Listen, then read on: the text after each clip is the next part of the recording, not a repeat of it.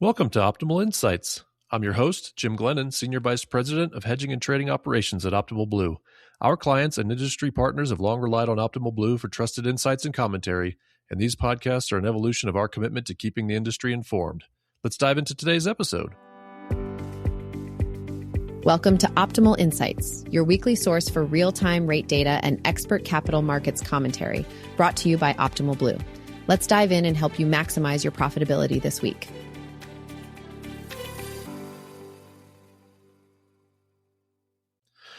Welcome, everybody. As always, I have a great show for you this week. Before we begin, I wanted to draw your attention to something pretty interesting. Optimal Blue just completed basically an ROI study. The key findings of that study, they're out right now. You can check them out on our website, but more good stuff to come from that report.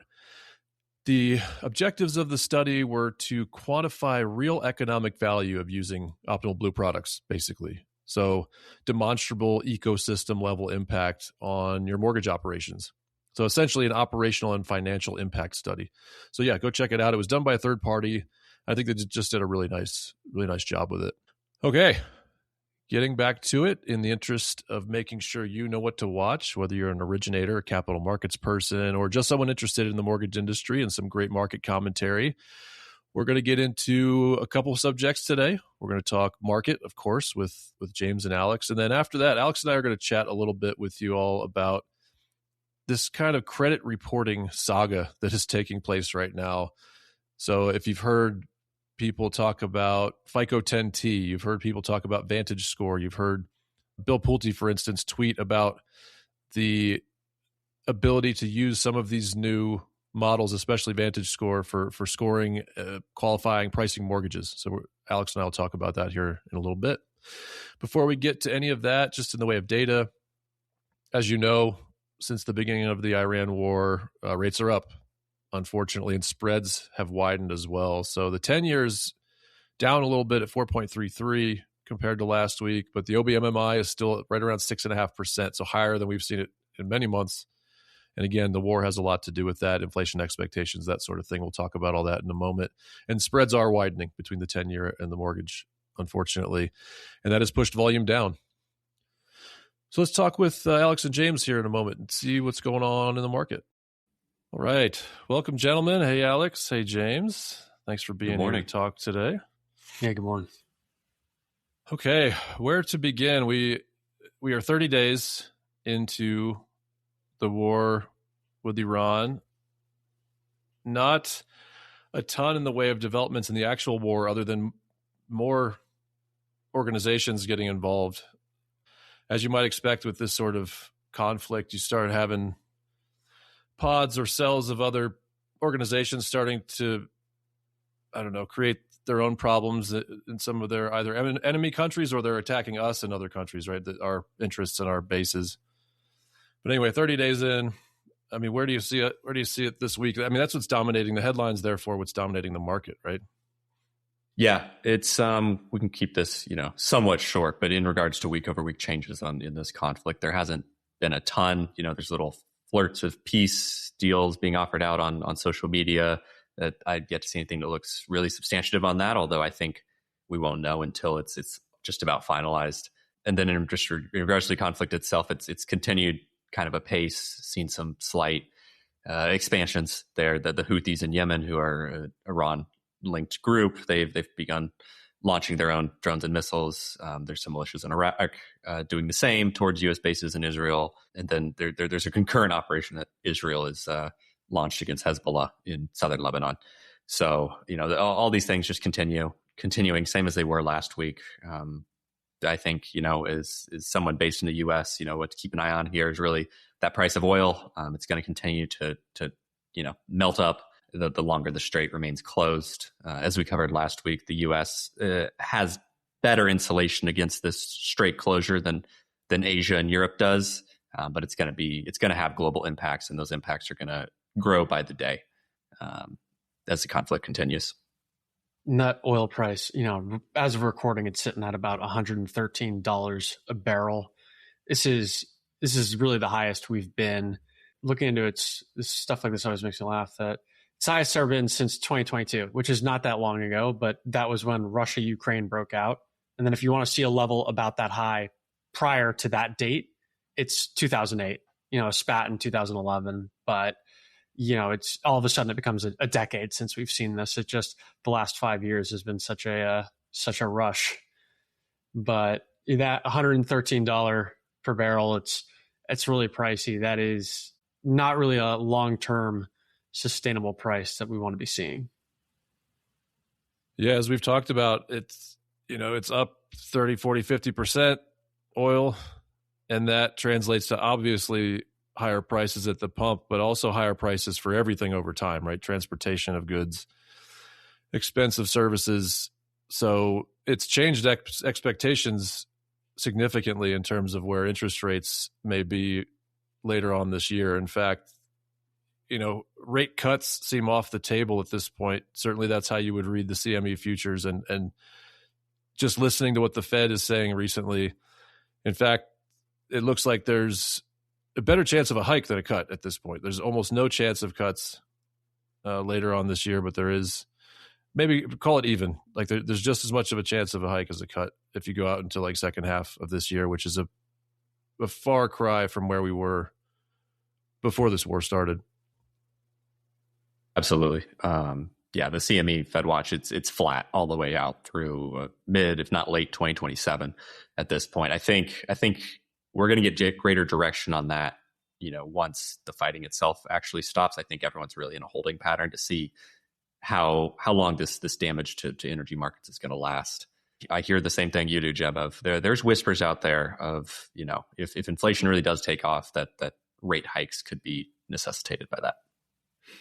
At the beginning of all this, we said it was, there's a 4 to 6 week timeline before energy shock should actually start more so showing up, just because of how much the length of time it takes to turn these pumping facilities back on to get oil back through. And so here we are at week 4 and bleeding into week 5. That puts us at, is it going to end in the next 24 hours, 48 hours before we should see some of this bleeding through? That's really what's pushing. There might be more price shocks coming. There might be inflation. Maybe we're going to see a rate hike with everything. We haven't really gotten the rates or unemployment or inflation exactly to where we want it to be. So it's a little bit sketchier now. We might see a rate hike is why that's starting to pop up. Right. Meanwhile, long-term rates up about half a point since the war started, as we've said, right? So you get OBMMI is about 6.5%. 10 years about 4.5%. So between the inflation expectations and even just, the extra $200 billion that the president wants to spend on this war, like all of these things are adding to what would be a supply of debt, which, as we know, will cause yields to go higher so that those yields will attract investors. Okay, so what about the microcosm of this short Easter week? As y'all may or may not know, it's kind of like a 4.25 day week this week. So Friday is, the market is open on Good Friday, but only open for, bond markets are only open for 4 hours, right? It's kind of a half day, noon close Eastern time on Friday, partially because there will be a jobs announcement. There will be an unemployment report that comes out at the usual time on Friday. And that's another thing to keep an eye on, because the jobs market is obviously the other half of the Fed's mandate. Last month, so the February jobs report that came out in the first week of March was the first to show a negative non-farm payrolls number. So this time around, we may be expecting, are we expecting something in that range or something small, something close to zero? The expectation's in the positive range, but it's in the range that we would have expected out of a pre-COVID non-farm number. It's expected around 45,000 this time around. As you said, Jim, it was sharply negative, close to, it was negative 90,000 last time around. There were some labor strikes in there that kind of muddied the water on that those jobs will come back on this report. But even without those, it still would have been a negative release. With the conflict in Iran, this has kind of gone by the wayside, but the labor market was what we were concerned about, in February and January. And if there were cracks there and, if they were beginning to show, and how long those disruptions from AI could be. That's what we talked about the whole back half of last year as we saw inflation taper off into 2 point something. So this could be a sneaky, impactful labor report, in my opinion, just because it's going to bring back some of those domestic questions that we've kind of stopped asking as we all read the headlines day after day. Sure. Yeah, as we've all been talking again about inflation, maybe a rate hike, right? Looking at those numbers with the report coming out this week, the unemployment rate is probably going to go from 4.4 to about 4.5%. So creeping up, definitely the wrong direction for this. It's still not any sort of critical level, but as long as it keeps moving in the wrong direction and inflation potentially moving in the wrong direction, that's stagflationary. We definitely don't want to see that. Right. That 4.5 sort of psychological barrier seems to be where the Fed really starts to pay attention, right? Like you said, it's not critical at 4.5, but if we keep moving 1/10 of a point in that direction each month, you could see that the Fed being compelled to make a move if we get closer to anything close to 5%. I think 4.6, 4.7, we're really in a market that is shrinking at that point, an economy that's shrinking, or at the very least it's stagnant, which is not what the Fed wants to see, and certainly not what the administration wants to see.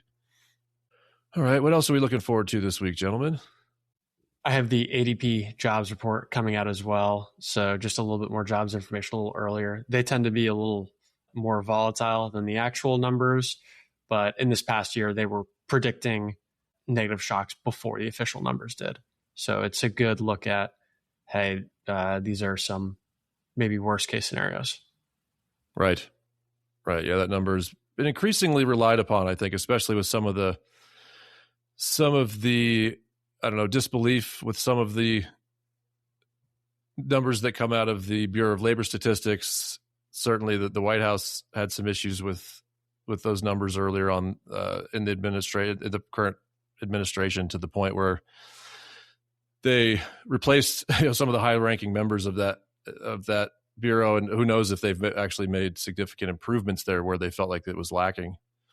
Yeah, and with the government shutdowns that have happened this year, it's just become slower to get the government reports.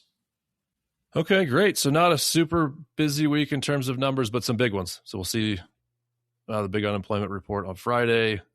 Likely some news about the war this week as well. Hopefully some good news about a possible de-escalation or even some sort of delay or stoppage in the fighting, and then we'll really find out what that means long-term for the market. All right. Good market update. Thank you, gentlemen, as always. Have a good day. Same to you. Thank you. All right, Alex. Something I wanted to cover today. We covered it actually on a webinar mid last week, and we get a lot of questions on our trade desk about it.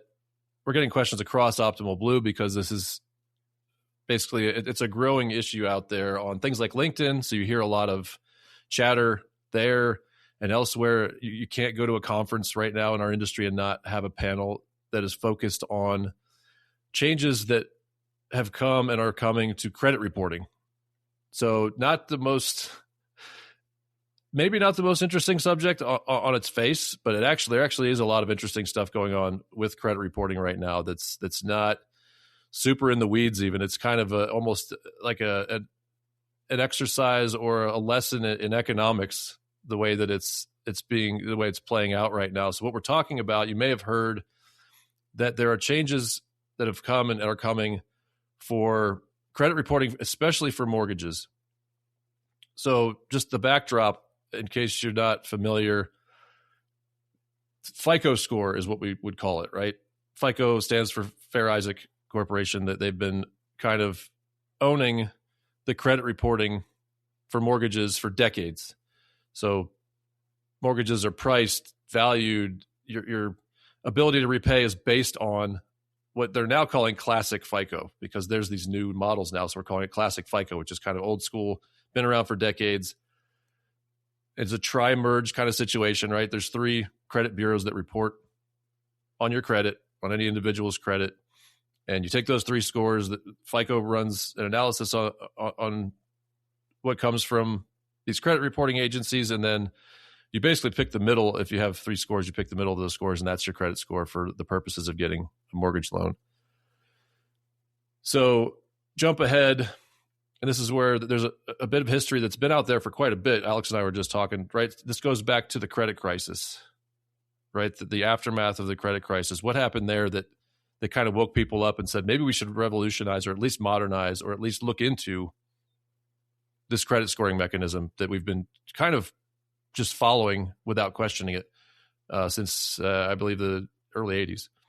As you said, in the wake of the global financial crisis, politicians, those in Washington D.C., really, took a magnifying glass to everything in the mortgage industry, and credit reporting and FICO scores, credit scores themselves came under that microscope, as did everything else. And what came out of those investigations culminated in the 2017 Credit Score Competition Act. I know Tim Scott and another senator from Virginia co-sponsored it. And it was passed in 2017. And essentially what it did was it codified the ability for the FHFA to approve or deny alternatives to the classic FICO credit scoring model.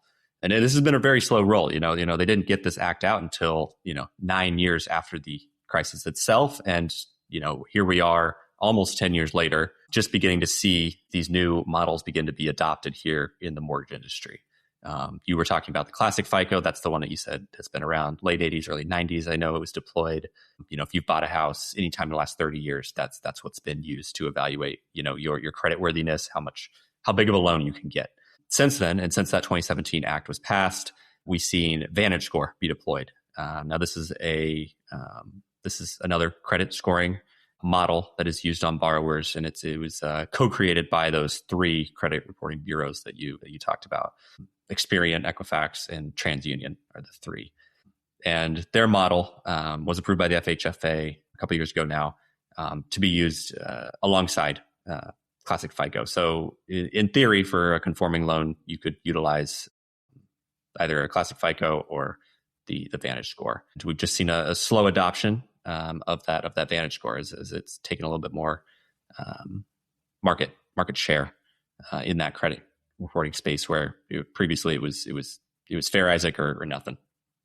Right, and it has caught on a little bit, but there's still some hurdles to jump over. So I think it's also worth noting that one of the reasons that a lot of folks in the industry, and then the current White House administration has been fairly vocal about the adoption of VantageScore is pricing, right? A big thing was that FICO, because it was the only game in town, was able to raise their price over time. Some would say significantly, some would even say maybe more than was reasonable, to the point where it's not a major expense when originating a mortgage. It costs between $8,000 and $12,000 to originate a loan, and a credit report costs between, I believe it's like $80 and $200. But nonetheless, that's a price that's gone from $5 to $10 to $50 to $100 over time. So the current administration got a hold of that. You also have very vocal people on LinkedIn, other folks, activists in the industry, saying that something needs to be done about the cost, but also what we talked about earlier, just the fact that FICO has not been overhauled in many years. So like you said, enter VantageScore. VantageScore takes hold. A few hurdles there is, like, there's not a lot of guidance yet from the FHFA or Fannie Mae or Freddie Mac on what to do with that score. Like, how is it going to be used to qualify a borrower? And just as importantly, how is it going to be used to price that loan? Meaning, how do you use it to establish an interest rate? Because right now you really only have classic FICO to use to price a loan. And because we have so much history of these credit scores, as you said, for the past 30 years, it's been used. Therefore, pretty much every mortgage that's out there right now was originally scored using FICO. Therefore, we know the delinquency rates and the payment performance of all of these trillions of dollars of mortgages just purely based on FICO score. So that's one chicken and an egg kind of thing that I think the industry is going to have to deal with for a while, is that there's this lack of history for VantageScore because it just hasn't been around that long. It hasn't been used, especially for GSE loans and government loans and this sort of thing. Although there's been a handful of, FHA pools, for instance, that have used VantageScore. So you have this competition that's starting to brew. So you have VantageScore, you have Classic. So then FICO, though, also comes out with their own new version of credit scoring, right? So you have FICO 10T, they call it. And that, as I understand it, works similarly to VantageScore in a few ways. One, like it basically is meant to address some of the, maybe not deficiencies, but some of the things that could be better about FICO. Having been developed 30, 40 years ago, obviously there's better technology now, there's better data. There's some things that are lacking in a classic credit score that are being addressed by VantageScore and FICO Score 10T, right? Some of those are trending, for instance, like a FICO score is just kind of a snapshot in time, where VantageScore and FICO 10T look more at a person's credit over time. Are they trending worse in credit? Are they accumulating more debt? Are they missing payments over the past 6 to 18 months? Or are they getting better? Like that could be good for a borrower if their credit score is improving, but it's not quite to the, prime levels yet. It will take that into account. So that's just a couple things that are being addressed by these new credit scoring mechanisms. And I think the other one would be rent, right, Alex? Rent is, or other types of, they would call it thin credit. Some borrowers just don't have a ton of stuff on their credit report to evaluate them. So these new mechanisms bring in additional data that the current classic FICO score doesn't.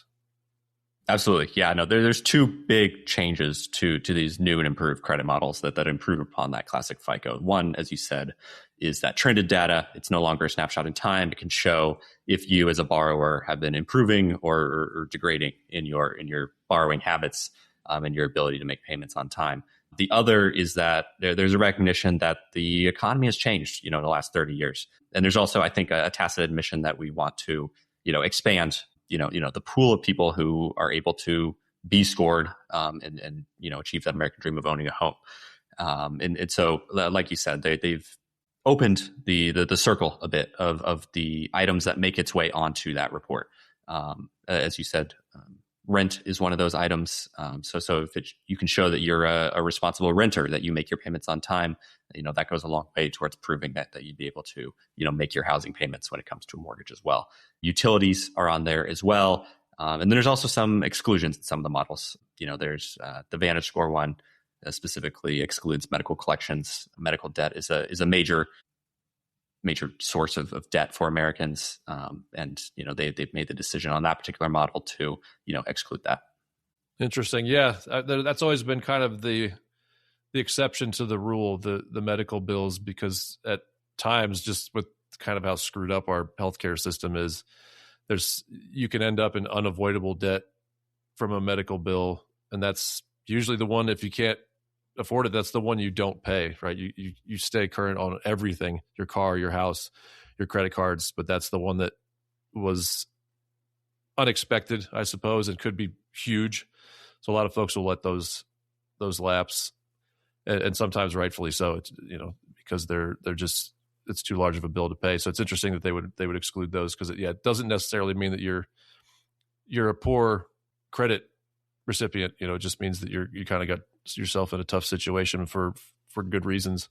Okay. So yeah, I mean, as far as, what to think about, if you're an originator, you likely already know about this saga. You're likely on LinkedIn, maybe even opining on this. You've seen the tweets from Bill Pulte, the chairman of the FHFA, coming out and saying, VantageScore is eligible for GSE delivery immediately, right? That's what got, I think, this really in the public eye last year.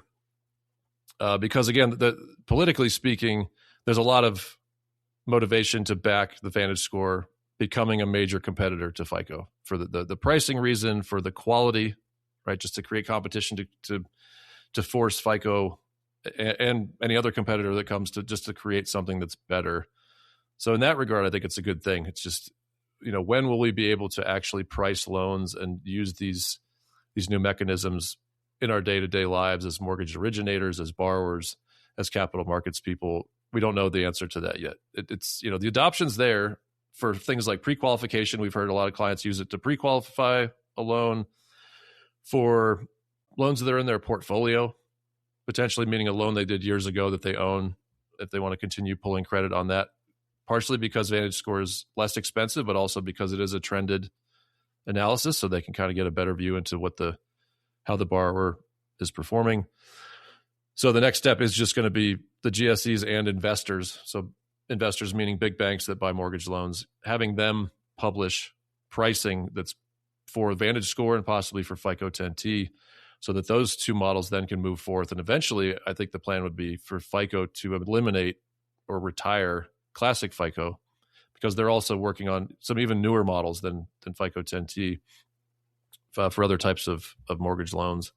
I'd agree with all those statements. I think we'll see here in maybe in the 5 to 10 year time span, we'll see a pretty healthy ecosystem of two coexisting FICO scores. But I do think right now, as you said, the big barriers are on the investor, the street side of getting enough data to accurately be able to price those Vantage scores as they originate more and more of those. Right. And I guess, one thing I would note that has not been addressed by either of these new models that's always bugged me, even looking at my own credit or when I was on the origination side of the business, is if you've ever had your credit pulled and you get 3 scores, they can be very different from one another, right? So whether you're Vantage or FICO 10T right now, they're still getting their credit scores from the credit reporting agencies, as you mentioned, the 3 different agencies. And somehow those 3 bureaus are supposed to have the same scoring model, generally speaking, but they don't always have the same data. Meaning you could have 10 trade lines. A trade line would be like a credit card, a mortgage, a car loan. You could have 10 trade lines with one reporter and then 7 with another and 12 with the third. And those are going to be at various points of maturity, and you have different balances on those. So you can have a credit score of 740, 760, and then like 720. And to me, that's frustrating. That feels like something that should be addressed at some point. If the data is just bad, then how is that model? That model's going to be, that model could be better. Let's put it that way. If the inputs were cleaned up. Anyway, I didn't want to rant about that, but I did want to mention it because it is kind of an important point that should be one of the things that I feel that should get addressed here at some point to really fine tune the quality of these reports. It's having all of the trade lines that are available in the reports. All right. So yeah, I mean, if you're curious, definitely go out and read more about this. Copilot will give you a good, or whatever AI machine you use will give you a good view into this, because it is kind of everywhere. LinkedIn has some pretty good rants about it as well. But otherwise, just if you're in our industry, keep watching. I think later this year, I would expect the GSEs to make some sort of announcement about how to price these. But that's going to be a whole nother can of worms that we'll have to open and deal with, because it's still not clear if I'm an originator, if I have to pick a lane, like I'm a VantageScore shop, or I'm a FICO 10T shop, or I'm a Classic, or am I going to pull all 3 for every loan up front? Some folks are already doing that just to kind of test the waters. What does a VantageScore look like versus Classic? That doesn't address the cost issue. That would make it more expensive.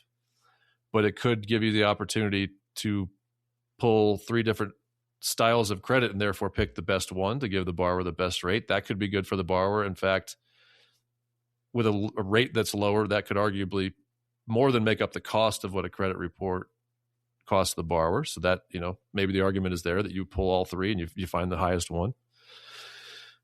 Anyway, more to come. We really don't know a ton other than what we've just told you, and the internet won't tell you a whole lot more, but I do expect news on this. And when that news comes out, we'll certainly talk about it again on the podcast. Absolutely. Yeah. The mortgage industry is kind of late to the party when it comes to these. You see much wider adoption of the newer models throughout other credit spaces, whether it's auto lending or credit cards and such. So more to come for sure. Yeah. I mean, they're clearly better. Right? It's clearly an improvement.